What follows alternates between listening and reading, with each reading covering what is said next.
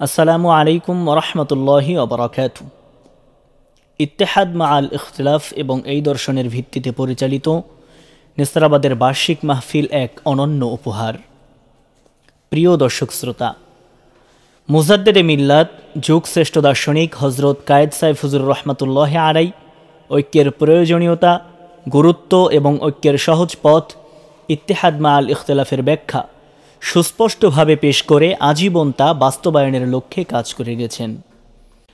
হুজুর রহমতুল্লাহ আলাই বলেছেন, সব ইখতিলাফ মিটিয়ে দিয়ে সামগ্রিক ব্যাপারে সকলের একমতাবলম্বী হয়ে যাওয়া অসম্ভব ব্যাপার।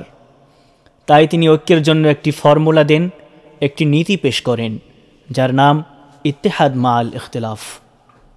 সব মতপার্থক্য স্ব স্থানে রেখে ঐক্যবদ্ধ হওয়া, অর্থাৎ যিনি যেই সিলসিলায় ও ইখতিলাফি মাসাইলে যে আমল নিয়ে আছেন তাতেই বহাল থাকবেন, কেউ কারো মতে হস্তক্ষেপ করবেন না, আক্রমণ করবেন না। অপরদিকে ইসলামের যে মৌলিক বিষয়গুলো আছে তা বাস্তবায়নের জন্য কমন ইস্যুগুলোর ভিত্তিতে সকলে ঐক্যবদ্ধ হবেন, এটাই ঐক্যের বাস্তব পন্থা। ঐক্যের লক্ষ্যে ইত্তেহাদ মাআল ইখতিলাফ এটি হুজুর কেবলার একটি মত, একটি পথ, যেটি আজ সবার কাছে গ্রহণীয় ও সমাদৃত। মুসলিম উম্মার কাছে এটি হুজুরের দেয়া একটি অনন্য উপহার। এই আহ্বানে দেশের প্রখ্যাত পীর মাশায়েখ, বিশিষ্ট ওলামায়ে কেরাম, ইসলামী চিন্তাবিদ ও ইসলামী নেতৃবৃন্দ এবং প্রখ্যাত মুহাদ্দিস, মুফাসসির ও মুফতিগণ উপস্থিত হয়ে হুজুর কেবলার এই মূলনীতি ইত্তেহাদ মাআল ইখতিলাফ শুধু সমর্থনই করেননি, বরং এর আলোকে সবাইকে ঐক্যবদ্ধ হয়ে কাজ করার উদাত্ত আহ্বান জানিয়েছেন। প্রিয় শ্রোতামণ্ডলী, বিশিষ্ট ইসলামী চিন্তাবিদ, দৈনিক ইনকিলাব পত্রিকার নির্বাহী সম্পাদক, সারসিনা থেকে প্রকাশিত তাবলিগ পত্রিকার উপদেষ্টা মাওলানা কবি রুহুল আমিন খান ইত্তেহাদ মাআল ইখতিলাফ প্রসঙ্গে তার নিজের লেখা কায়েদ যাকে ভোলা যায় না এই প্রবন্ধে বলেন, কায়েদ স্কুল অব থটের আমরা যারা ছাত্র, তারা আজীবন তাকে ঐক্য প্রচেষ্টায় ব্যাপৃত দেখেছি।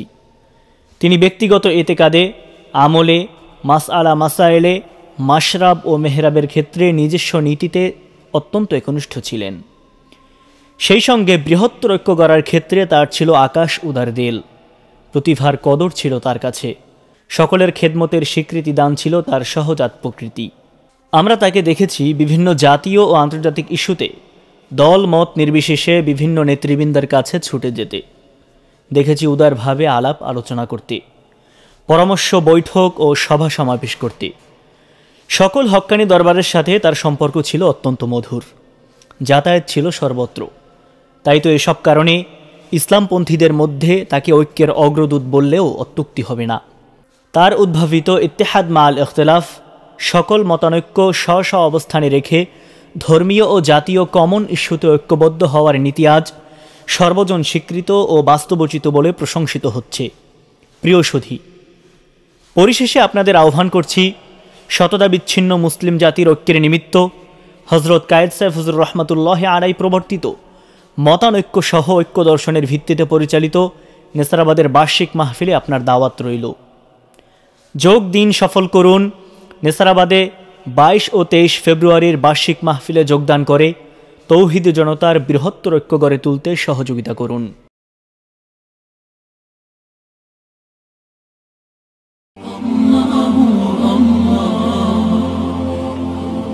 আপনারা দেখছেন এটিআর টেলিভিশন, সত্য প্রবর্তনে ঐক্য।